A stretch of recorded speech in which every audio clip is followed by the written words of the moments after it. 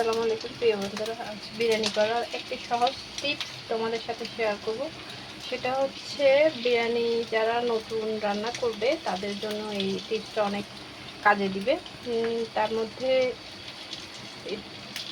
এই টিপসটা ছাড়াও আর অনেকগুলো টিপস আছে, তারপরেও আমি আজ একটি টিপস তোমাদের সাথে শেয়ার করছি। সেটি হচ্ছে যারা বিরিয়ানি রান্না করতে পারে না তারা প্রথমে পোলাও রান্না করে নেবে সুন্দর করে।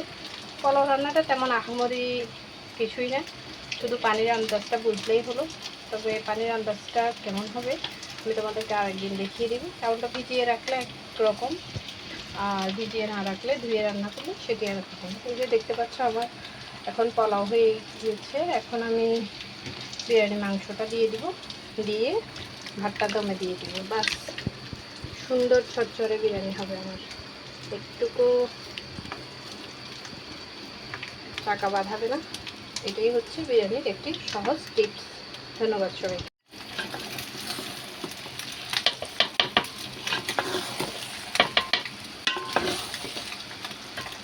আজকে একদম নতুন পরিচয় খাই ফেলছে, দেখতেই পাচ্ছ কি ঝুরঝুরে বিরিয়ানি। ঠিক আমার টিপসটা ফলো করলে তোমরা এরকম ঝুরঝুরে বিরিয়ানি করতে পারবে। এই যে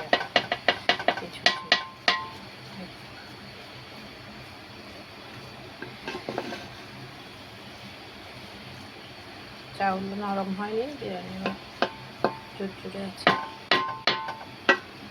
ঠিক এরকম এই যে দেখতে পাচ্ছ একটা চাউল সেদিক হয়নি।